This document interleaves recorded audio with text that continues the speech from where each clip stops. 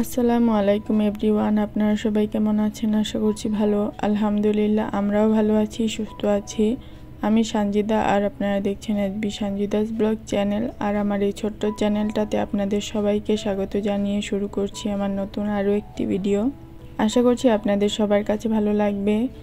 আর video শুরুতে একটা like দিয়ে নেবেন, তাতে আমার ভিডিওটা আরও অনেকের কাছে পৌঁছে যাবে। সেই সাথে পুরো ভিডিওটা কন্টিনিউ করার চেষ্টা করবেন, তাহলে আমার ভিডিওটা আপনাদের কাছে কেমন লেগেছে সেটা বুঝতে পারবেন এবং কমেন্টের মাধ্যমে আমাকে জানাতে পারবেন। তো যাই হোক, আজকের ভিডিওর থাম্বনেল দেখেই নিশ্চয়ই বুঝতে পেরেছেন এটা হচ্ছে গিয়ে কুরবানির ঈদের দিন। যদিও বা ভিডিওটা আপলোড করতে একটু লেট হয়ে গিয়েছিল বিভিন্ন সমস্যার কারণে।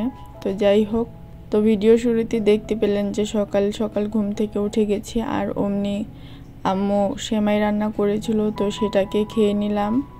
যদিও বা কুরবানির ঈদে গ্রামের ওদিকে তেমন একটা সেমাই খাওয়া হয় না, তারপরও রান্না করেছি যেহেতু সেজন্য খেলাম আর কি। তারপরে আম্মু আমাদের সবাইকে ঈদের বকশিশ দিয়েছিল। যদিও বা এটাও তেমন একটা প্রচলন দেখা যায় না কুরবানির ঈদে, তারপরও আর কি মজার জন্য আর কি দিল। তো তারপরে হচ্ছে গিয়ে আমরা সবাই মিলে গোসল করে রেডি হয়ে তারপরে কাজে লেগে পড়েছি। আর দেখেই বুঝতে পারছেন যে কি কাজ করছিলাম। মূলত আমাদের গ্রামে মানে বরিশালের ওই দিকটাতে কুরবানি ঈদ মানে হচ্ছে গিয়ে রুটি পিঠা আর হচ্ছে গিয়ে গরুর মাংস বা খাসি যে যেটাই খায় আর কি। আর এটা কিন্তু আমাদের একটা ঐতিহ্যবাহী পিঠা, যারা বরিশাল সম্পর্কে কম বেশি জানেন তারা তো অবশ্যই জানবেন। তো যাই হোক, সেই জন্য আর কি রুটি পিঠা তৈরি করে নিচ্ছিল সবাই মিলে আর কি, হাতে হাতে করে নিচ্ছিলাম আমি, আম্মু, তারপরে আমার বোন, সেই সাথে খালাতো বোন, সবাই মিলে করছিলাম আর কি। আর এই ধরনের কাজগুলো দেখা যায় হাতে হাতে করে নিলে খুবই সহজ হয় এবং তাড়াতাড়ি হয়। এতক্ষণ পর্যন্ত যারা আমার ভিডিওটা কন্টিনিউ করেছেন তাদেরকে একটা কথা মনে করিয়ে দিচ্ছি, এই পর্যন্ত যারা দেখেছেন হয়তোবা আমার ভিডিওটাতে একটা লাইক দিতে ভুলে গিয়ে থাকলে তাহলে প্লিজ একটা লাইক দিয়ে নেবেন। সেই সাথে আমার চ্যানেলে নতুন হয়ে থাকলে অবশ্যই চ্যানেলটাকে সাবস্ক্রাইব করে পাশে থাকা বেল বাটনটি বা অল অপশনটিকে প্রেস করে দিবেন। তাহলে পরবর্তীতে আমি যতগুলো ভিডিও আপলোড করব সবগুলো ভিডিওর নোটিফিকেশন আপনাদের কাছে চলে যাবে। আর হচ্ছে গিয়ে আমার ভিডিওটা কেমন লেগেছে সেই সম্পর্কে আপনাদের মূল্যবান মতামত আমাকে জানাতে পারেন। সেই সাথে আপনার পরিবারের সদস্যদের সঙ্গে আমার ভিডিওটা যদি ভালো লেগে থাকে তাহলে শেয়ার করতে পারেন। আর ইতিমধ্যে যারা এই কাজগুলো করে নিয়েছেন তাদের সবাইকে জানাই অসংখ্য ধন্যবাদ।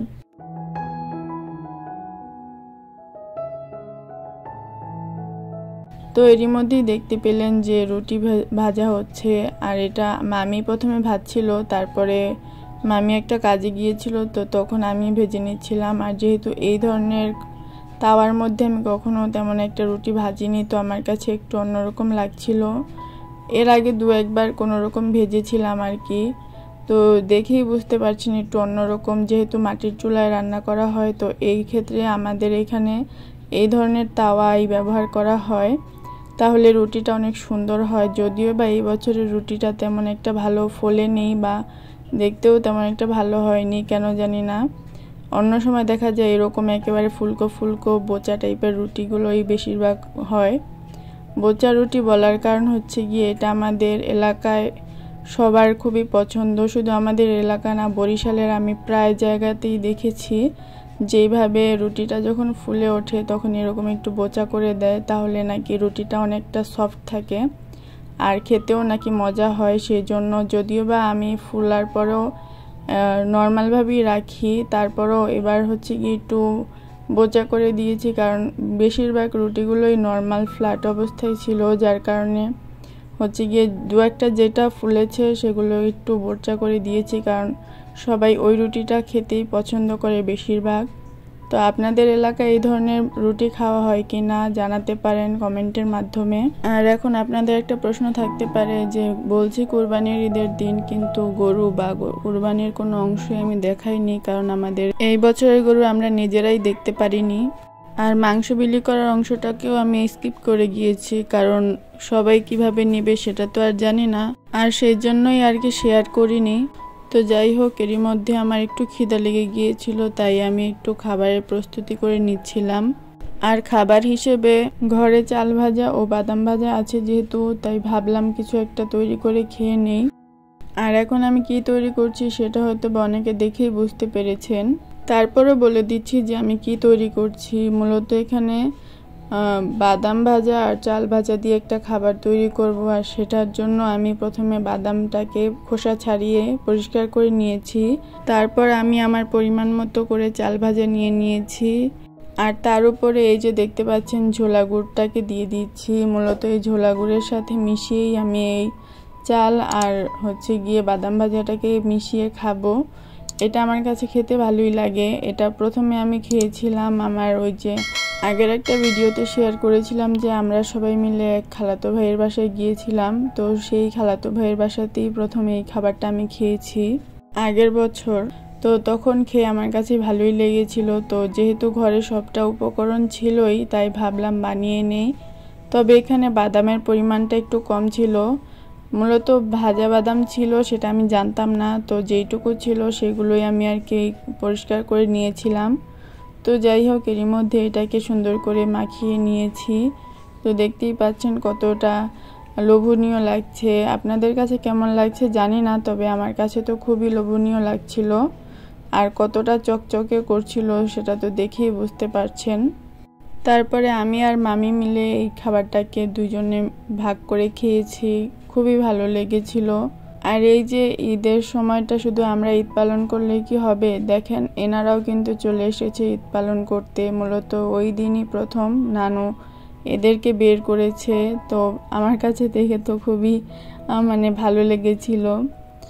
আর একটা বিষয় হচ্ছে কি, গ্রামে গেলে আমি তেমন একটা ভিডিও বিশেষ করে খাবারের ভিডিওটা আমি করতে পারি না।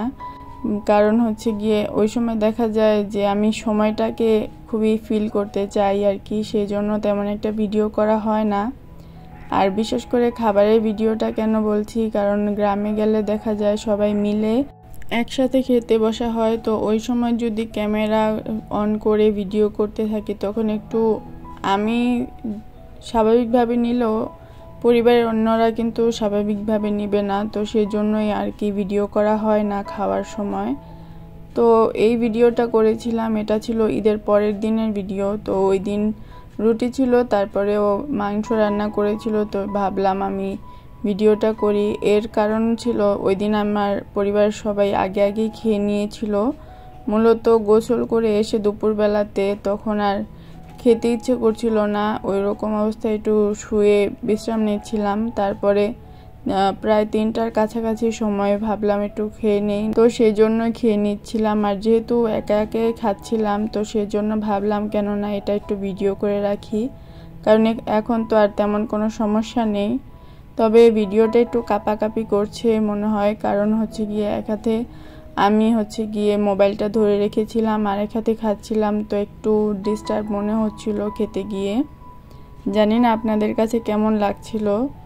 তো যাই হোক, আমি আর কি ভিডিও স্ট্যান্ডটাকে নেইনি এবছর। তো সেই জন্যই আর কি হাতে করেই সবগুলো ভিডিও করতে হয়েছে। সেই জন্যই হয়তো বা কাঁপাকাঁপিটা একটু বেশি হয়েছে। তো এটাকে সবাই একটু ক্ষমার দৃষ্টিতে দেখবেন। তো এরই মধ্যে আমি দুপুরের খাবারটা খেয়ে নিচ্ছি। আর খাবারটা সত্যি অনেক ভালো লেগেছিল আমার কাছে। আর এই খেতে খেতেই আপনাদের কাছ থেকে আজকের জন্য বিদায় নিয়ে নিচ্ছি। সবাই ভালো থাকবেন। আল্লাহ হাফেজ।